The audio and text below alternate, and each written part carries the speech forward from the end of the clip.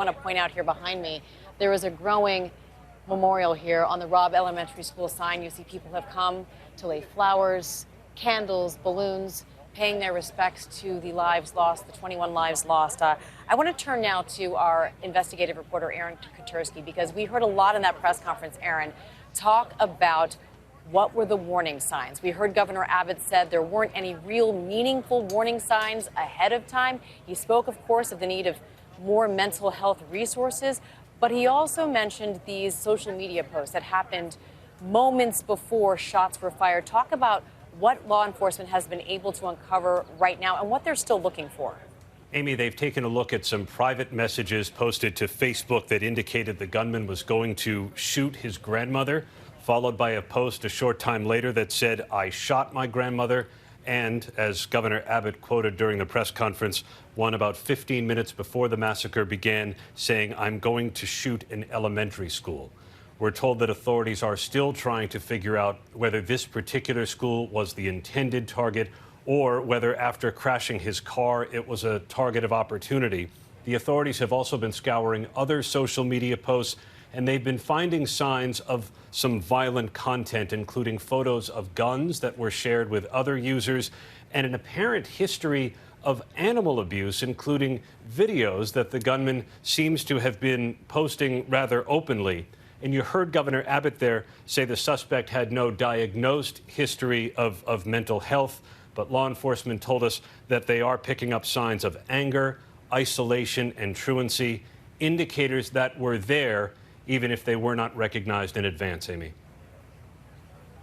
I want to bring in Chief Justice Correspondent Pierre Thomas on this issue as well, because we heard Governor Abbott and so many other officials there praising the bravery and the courage of first responders running into the sound of ringing bullets. But when you look back at what they could have known based on maybe perhaps just some of these very initial social media posts that really didn't give a lot of time for law enforcement to react. But how does law enforcement go about distinguishing between someone who's just ranting on social media and someone who is really intended to create harm in the way this young man was?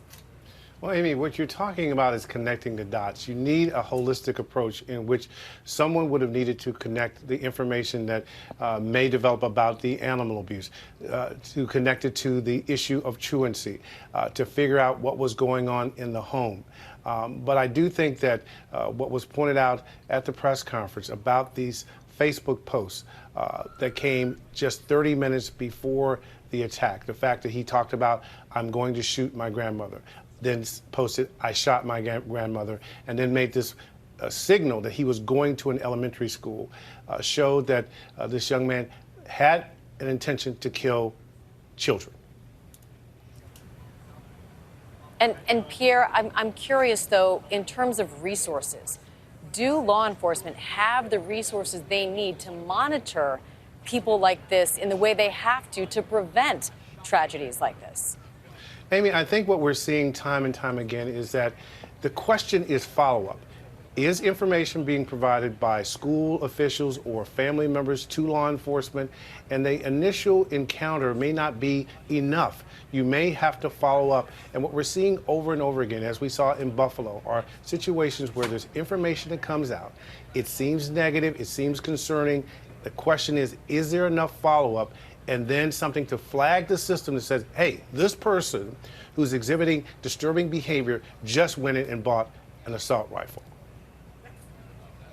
And you would think the people who perhaps knew him best were the people who he was living with. I want to bring in Chief National Correspondent Matt Gutman, because, Matt, you were able to talk to the gunman's grandfather. And notably, his wife, the gunman's grandmother, he shot her. She is thankfully doing well, at least considering her wounds, in the hospital right now. But what did he have to say about this young man, and were there warning signs, and did he ever have any indication that his grandson was capable of violence like this? Amy, there seem to be two very different stories here. One is from the family itself, specifically the grandfather. The other is from classmates, neighbors, and friends. The grandfather says he saw no warning signs. There was one big blaring warning sign that he didn't take I guess, seriously enough. And that is truancy. His son did not go to school basically at all this year, he said. Another friend of this young man told me that he was in sophomore classes, even though he was supposed to graduate technically this week from high school, but he never went to school. Truancy is a big red sign. The grandfather didn't notice that the son had started wearing all black, that he had been on social media posting these messages, that he had allegedly purchased these weapons and stockpiled ammunition in the room right in the front of this house where he slept. Grandfather said he never noticed these things. He didn't think that his grandson was going to do something like this or would ever have committed violence. In fact, the grandfather said that he is a felon, which means he is not allowed, he is prohibited by law to live in a house where there is a firearm. So he said he would have reported his grandson had he known. He didn't know. Now, this is what the friends and neighbors say. 5 classmates with whom I spoke, 12 at least neighbors say that this was a kid who was a troublemaker. He hurt animals. He scared people. He stalked girls and boys online. One of the neighbors who was the same age and had gone to middle school with him and high school said that the suspect threatened to kill him because he had stopped being friends with him, that he would text him when this boy was at school. The suspect would text him when the boy was at school, telling him what clothes he was wearing and what class he was in, even though the suspect wasn't at school. He had bullied other girls. He had picked fights with people. He had posted all of this online. And this is the kind of thing, Amy, that should have been picked up, one would hope, one would suspect, long before law enforcement got involved. By teachers, by counselors, by parents, by the community. Somebody should have noted that this kid was in big trouble, that he was crying out for help. But all of those warning signs were missed, Amy.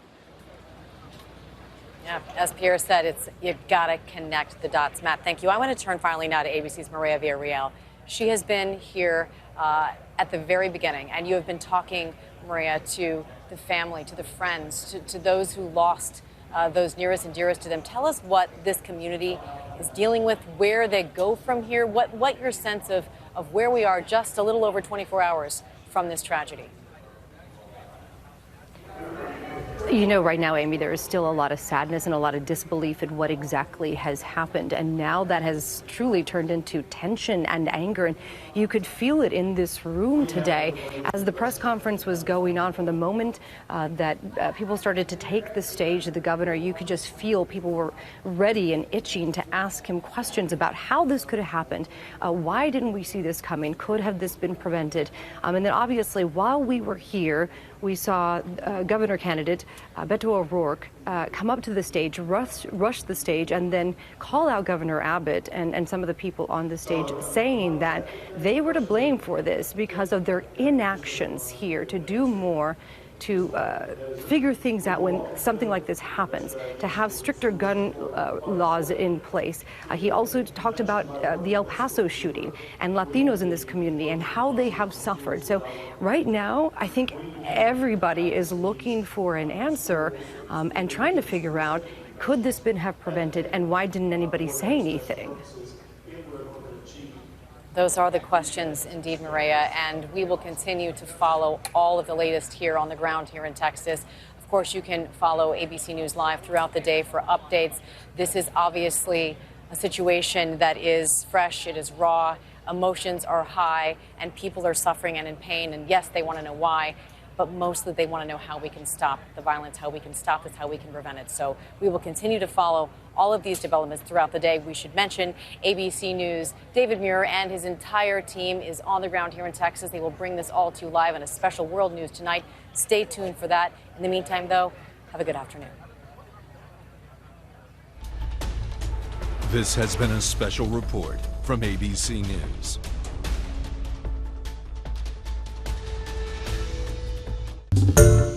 Hi everyone, George Stephanopoulos here. Thanks for checking out the ABC News YouTube channel. If you'd like to get more videos, show highlights, and watch live event coverage, click on the right over here to subscribe to our channel, and don't forget to download the ABC News app for breaking news alerts. Thanks for watching.